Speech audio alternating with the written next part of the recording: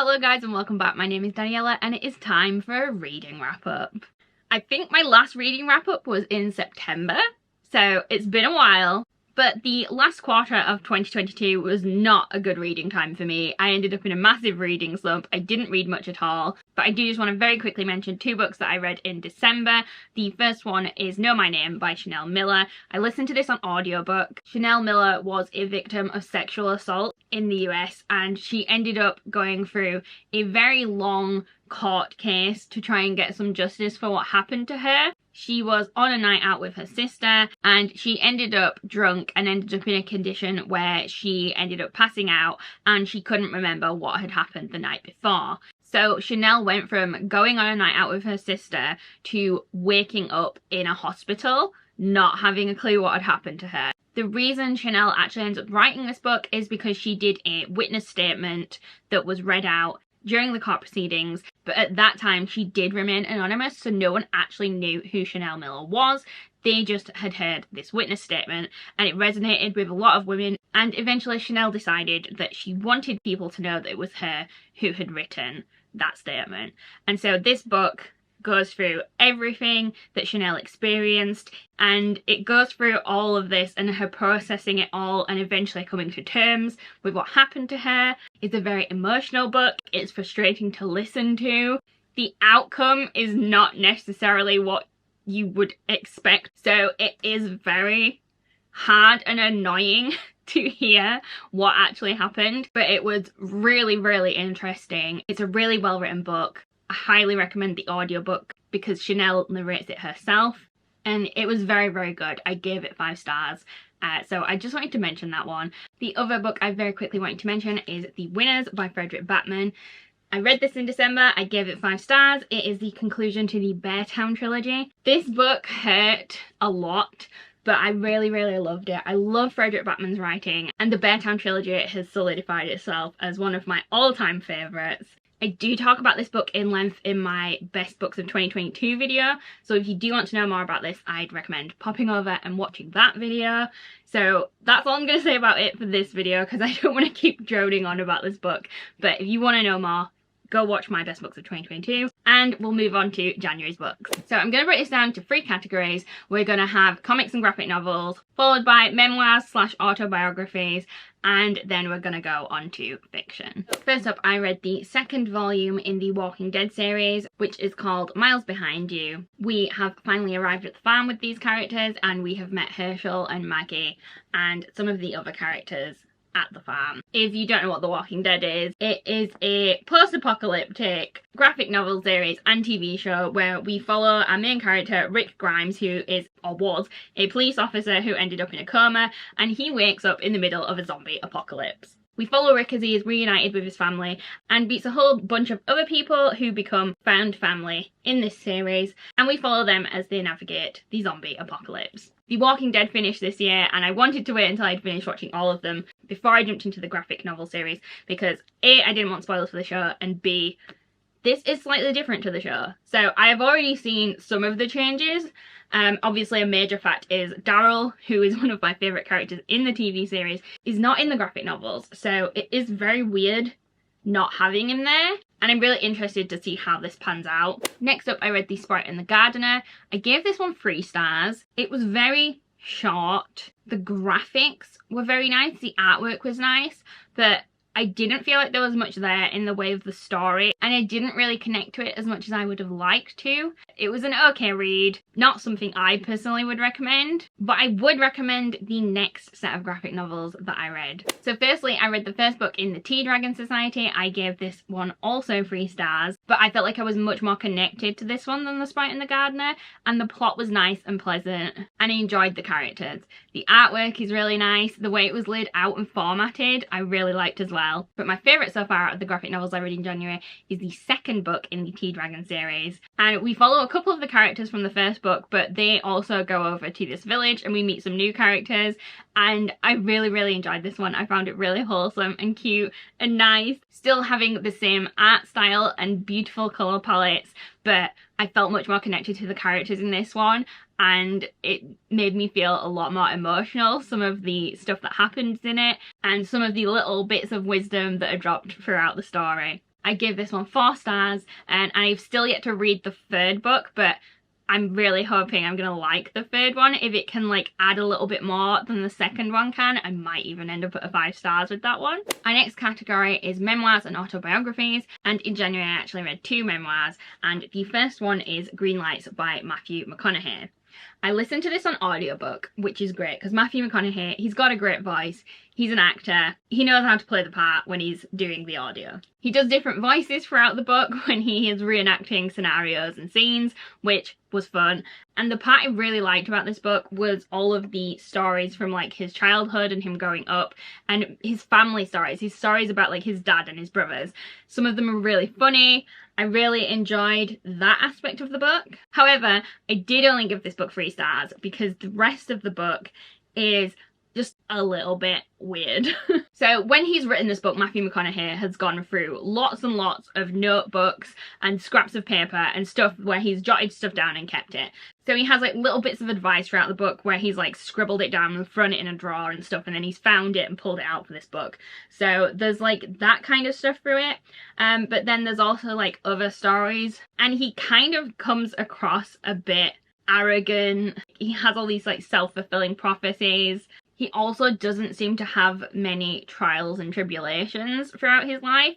He seems to have very much been handed a lot of stuff on a platter, or that's how it comes across, the way he talks about his life. Also, it got very weird at times. There was several examples where he had had a wet dream. For some reason, whenever he had a wet dream, he thought it was the universe's way of like telling him what he had to do or where he had to go. And so multiple times he goes to different areas of the world because he can just at the drop of the hat go traveling. So some of the big things that happen in his life are driven by his wet dreams, and it was just really weird and bizarre. I definitely feel like he seemed a lot more down to earth whenever he talked about his family and him growing up, but then once he got into Hollywood, he just doesn't seem very humble. I think it's kind of put me off Matthew McConaughey a bit. Don't get me wrong, I'll still watch his films, but I'm not sure I like him as a person anymore after having listened to this book. It was an interesting one, to say the least. Next up, I also listened to the audiobook Spare by Prince Harry. I don't really understand why, at least from the perception of social media, it appeared that everyone wanted to boycott this book. However, I think it did really well sales-wise. I'm pretty sure it beat some records. I think he had more sales in the first 24 hours of the book's release than Barack Obama did when he released his book. I found this book really, really interesting. I really enjoyed hearing about his life, hearing about the way that some of the members of the royal family behave and their outlooks. I just think it's really interesting and fascinating. It's like looking into a different world. Obviously, he talks about the press a lot in this book and how it's affected his life. I found all that very, very interesting. All the restrictions that they have, all the things they weren't allowed to do and say. He also talks about his relationship with Meghan, how they met, when they started dating, how they arranged it all. And he talks about other girlfriends that he's had and the struggles that he has trying to even have a girlfriend, being in the public eye the way he is. I really enjoyed it. I have to admit, whenever he was talking about Meghan and their relationship, I could not stop myself from smiling. The way he talks about their relationship is so lovely. I got butterflies listening to some of those stories. I understand he's considered a controversial figure. Obviously, there are things he has done that are reprehensible. I did also find some of the parts where he's talking about his training in the armed forces and also when he's actually actively on duty. Some of that I found a bit uncomfortable, the way he talked about some of the things that he did.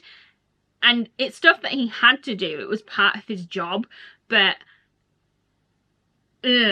like the way he talked about effectively ending people's lives made me uncomfortable. And I think that's kind of to do with how people are trained when they're in the armed forces, but it was just weird to hear their perspective and what seemed like a lack of empathy for other people when it came to this is my side and that is your side. I don't know, I just found it uncomfortable.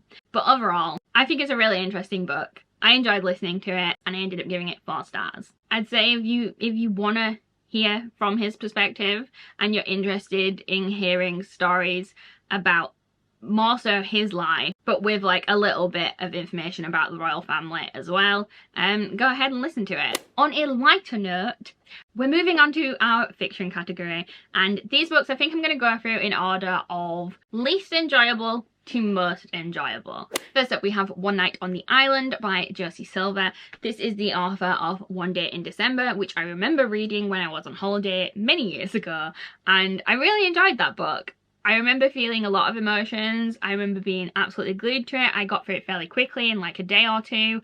This is Josie Silver's 3rd book. I haven't read her 2nd book yet, but I was hoping I was going to get like similar vibes and feelings from this book. However, it did not deliver quite as I would have liked it to. I gave this book 3 stars. It started out a little slow. I'd say probably for the first quarter, I wasn't really invested. I was a bit like plodding along. In this story, we follow Cleo, and she writes a romance column for one of the popular UK magazines. And her column is based on her trying to find her flamingo. So it's kind of like a dating column. She ends up being sent by a manager to this Irish island to find herself and come to terms with the fact that she is soon to be turning 30. She's gone to this island to try and learn how to love herself. As part of her job, she's doing it for the column. So she ends up on this very remote island at this cottage. It's been booked in for several weeks for her to stay there. And there has been a mix-up because this cottage has been double booked. And there is a man that ends up also staying at the cottage. Both of them are refusing to leave said cottage, and there is no other accommodation on this island other than this cottage. They're both very stubborn, so there is quite good banter. It actually turns out that they've already kind of fallen out on the boat on the way there without realising that they were going to end up stuck in this cottage together, which is quite funny. Obviously, this is a romance, so you can kind of guess that there are going to be some feelings involved in this book. They do end up staying in the cottage together with a bunch of rules in place that Cleo has decided. About halfway through this book, we do get some smut. However, it was disappointing. There's this huge build-up, and the build-up to it is really, really good. But the actual event itself, it's over far too quickly. That was a little bit off-putting. And then the rest of the book just kind of fell a bit flat for me. I could only give this book 3 stars. I wish it had been better, but it wasn't. Next up we have Under the Whispering Door by TJ Klune. Again, this one was a little bit disappointing for me. Maybe I should have known better, but I kind of picked this book up with The House in the Cerulean Sea in mind. And they're very, very different, but I was hoping I was gonna get nice, lovely, happy vibes from this book. And I don't know why I thought that, because this book is about death. I read this to try and pick me up after I had finished reading The Winners, and I think what I actually said to Andy is, Fredrik Backman has broken my heart. TJ Klune can put it back together again. He didn't do that. Not with this book. I did find this book a little bit slow.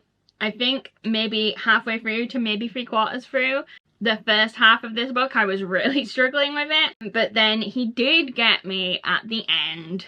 There were some bits towards the end that had me ugly crying, but I wouldn't necessarily say this is a happy book. It's kind of a bittersweet book, and there are some happy elements to it, but overall I wouldn't call this a happy book. Like, if you want something to make you feel good, I wouldn't recommend this. If you want something that is a little bittersweet and will make you cry, then maybe pick this up. I did give this 4 stars. I think if it hadn't got to me so much towards the end of the book, it would have been a 3 stars, but it just made it. It got bumped up to 4 stars towards the end of the book because there were some lines in there and some sections that were very good, very well written, and they got to me. Next up I read A Man Called Ove by Fredrik Backman. Yes, I know, a lot of people have said it's meant to be pronounced Uva. There's a line in this book that would not make sense unless the character's name is pronounced Ove or Over. So I'm going with Ove. Check your trigger warnings before you read this book. There are multiple attempts at unaliving in this book. Despite the heavy themes in this book is ultimately about found family and finding something to live for. We follow Ove, who is a grumpy old man, and he does make a lot of mistakes throughout his life. You will get flashbacks to some of these mistakes. Ove doesn't want to live anymore, and he is trying to end his life. However, something always manages to get in the way. This is not my favourite of Fredrik Backman's books. I think this is like his best-selling and his most well-known book. I actually think Anxious People and the Bear Town series are much, much better than this book. I did give this book 4 stars. I'd say if you haven't read any Fredrik Backman before, maybe start with this one, because I don't think this is his best, and you can go up from here. And finally, my favourite book from this selection, which really, really helped me mentally, was A Psalm for the Wild Built by Becky Chambers. This is like a cozy sci-fi novella, and it is only 150 pages long, not even that. I was not in a good place mentally in January. I was feeling very down, very upset, struggling to get out of bed, feeling very down on myself. And this book, I feel like this book was exactly what I needed to hear at exactly the right moment. And I think because of that, this book, I will definitely reread this book. This book means a lot to me. And it's just a really nice message as well. The dedication in this book says, for anybody who could use a break, and it really is. The cover on this book is also absolutely beautiful. We follow our main character, who is a tea monk called Dex, and Dex travels around all of the towns in the area and makes people tea, listens to their stories and their feelings, and makes them feel better about themselves. Along the way, Dex begins to feel unfulfilled, and so they go off on a little adventure with their tea cart into a section of land that they are not supposed to venture into. Whilst on their adventures, they bump into a robot called Mosscap, who has been sent to find the humans and learn from them and report back to the other robots. They end up making an exchange and teaming up so that Mosscap can help Dex get to where they're going, and in return, Dex will provide Mosscap with the information that he is seeking about the humans. They have various discussions while they're on their journey, and through their discussions, there is a lot of little bits of advice in here, ways of dealing with how you might be feeling, explaining like you don't need to feel a certain way about certain things. It was everything I needed to hear at the time I read it, and I really, really enjoyed it. I did cry a couple of times. It really got to me. The last line in this book made me cry so much. I did give this 5 stars, and I highly, highly recommend it. I really hope this was helpful. I hope you found a new book that you can read from any of my recommendations. If you've read any of the books, let me know what your thoughts are in the comments below. And if you enjoyed the video, as always, please give it a big thumbs up and subscribe to the channel if you haven't already. And I will see you next time.